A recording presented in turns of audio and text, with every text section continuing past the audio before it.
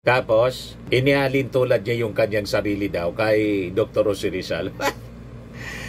Wala ka sa kilingkingan ni Dr. Jose Rizal. Si Dr. Jose Rizal, kumbaga isang international playboy siya. Matino ang pag-iisip noon. Matalino at matino ang pag-iisip. At may pagbavalyo, pagpapalaga sa edukasyon. Kayo po, expel. Hindi matino, mga kababayan.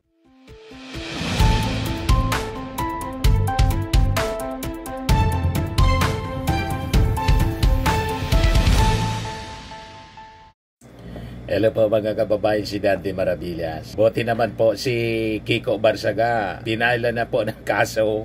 Di ba? Long overdue na po. Walang tigil sa pamimiruisyo itong si Kiko Barsaga. Ang dapat sa kanya talaga kasuhan. At sana matanggal na siya din as member of Congress.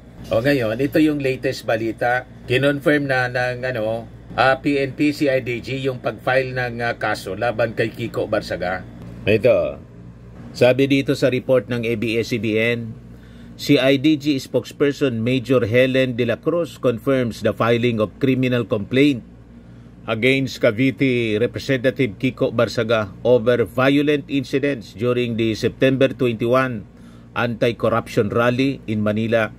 The complaint was filed last week before the Quezon City Prosecutor's Office. Ito yung kaso, mga kababayan. For inciting to sedition.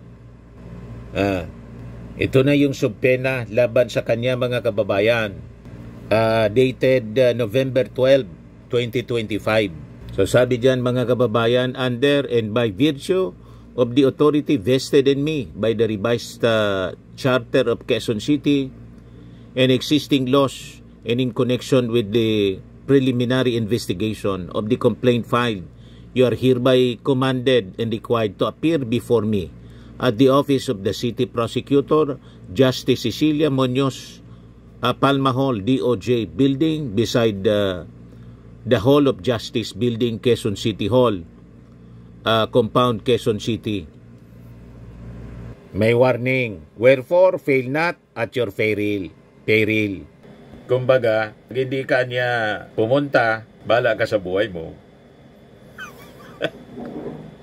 Diba? At your peril. Kaya tama itong sinabi ni Attorney Jesus Falsis. Sabi niya, the long arm of the law takes long, but it catches up.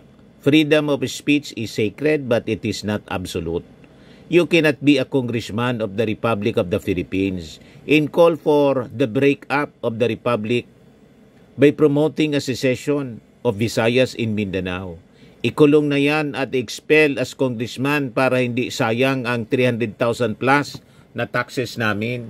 Para hindi sayang yung sweldo po. Na ang trabaho niya, mamirwisyo ngayon. Sige po yung panggulo kung ano-ano ang pinagdadaldal at kung ano-ano yung pinopost sa kanyang Facebook account. So bukas siya dapat mag-appear, mga kababayan. November 14, 1 o'clock in the afternoon, Friday.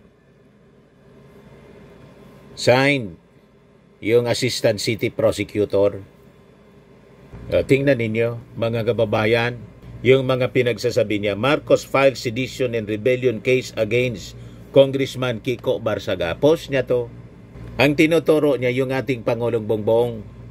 Breaking news. Yan ang mga post niya. Tapos, inialin tulad niya yung kanyang sarili daw kay Dr. Jose Rizal. Wala ka sa kilingkingan ni Dr. Jose Rizal. Si Dr. Jose Rizal, kumbaga isang international playboy siya. Matino ang pag-iisip noon. Matalino at matino ang pag-iisip. At may pagbavalyo, pagpapalaga sa edukasyon. Kayo po, expel.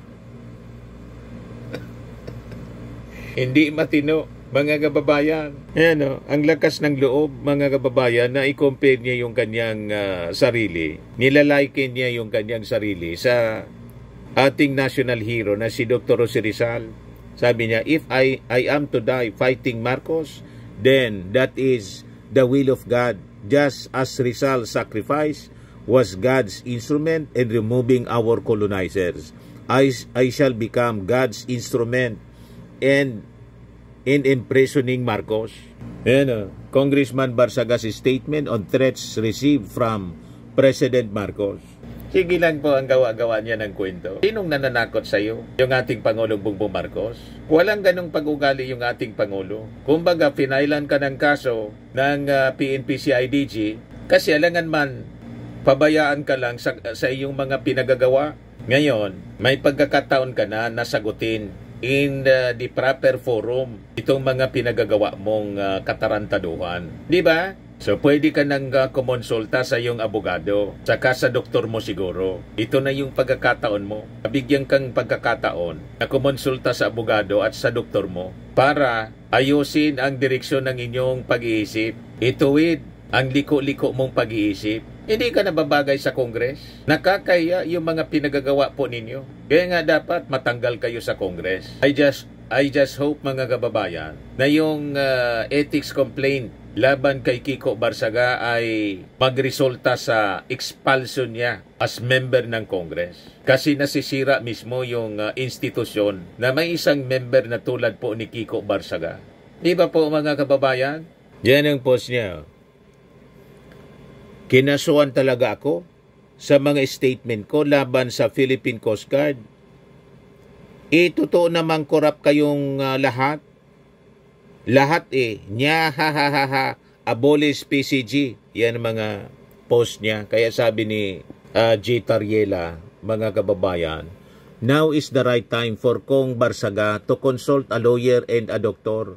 It appears he does not fully understand that the case filed against him is not directly related to his call for the abolition of the Philippine Coast Guard. Yung kaso niya, yung inciting to sedition.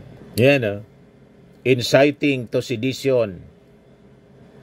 So kailangan na niya ngayon ng abogado magkonsulta, pati doktor.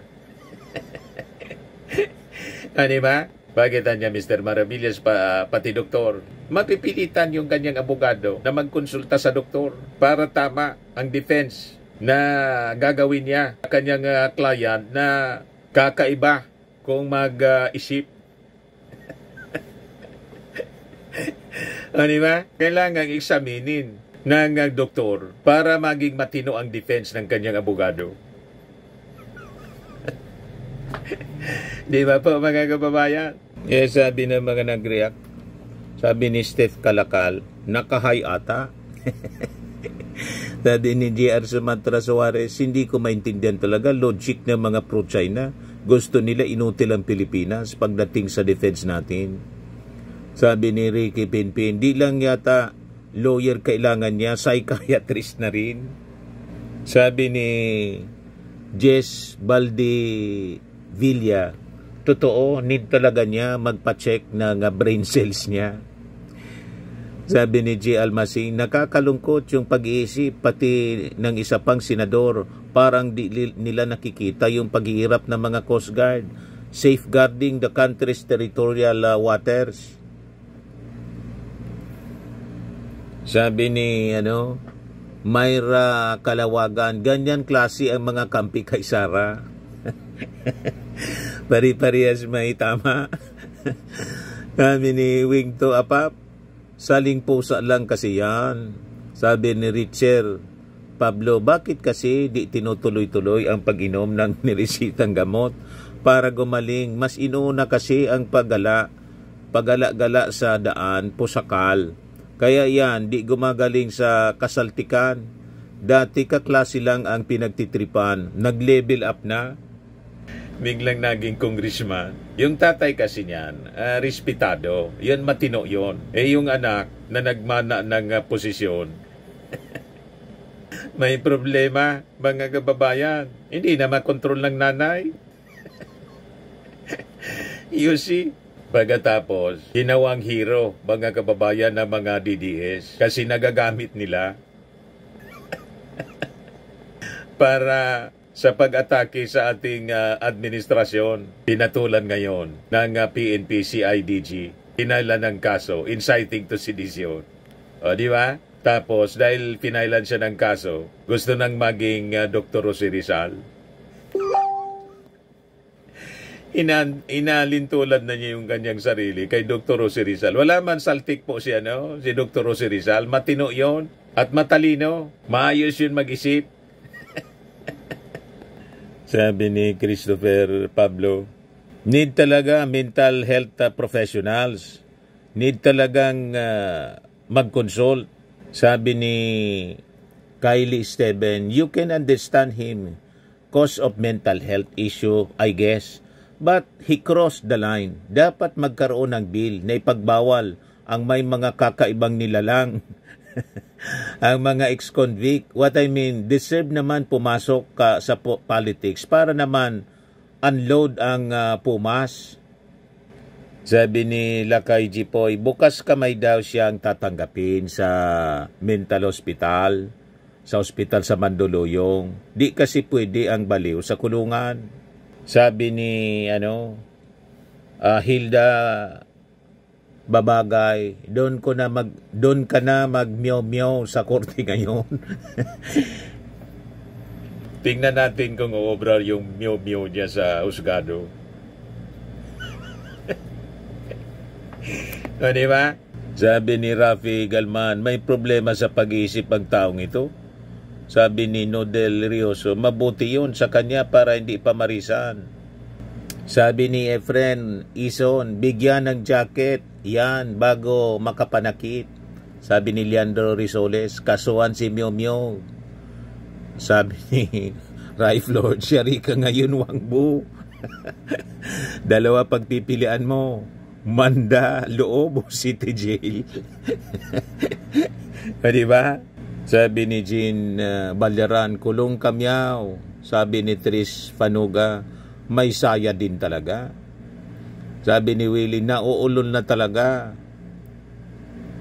Anyway, tingnan natin kung makapag-meow-meow pa siya sa korte. Di ba po?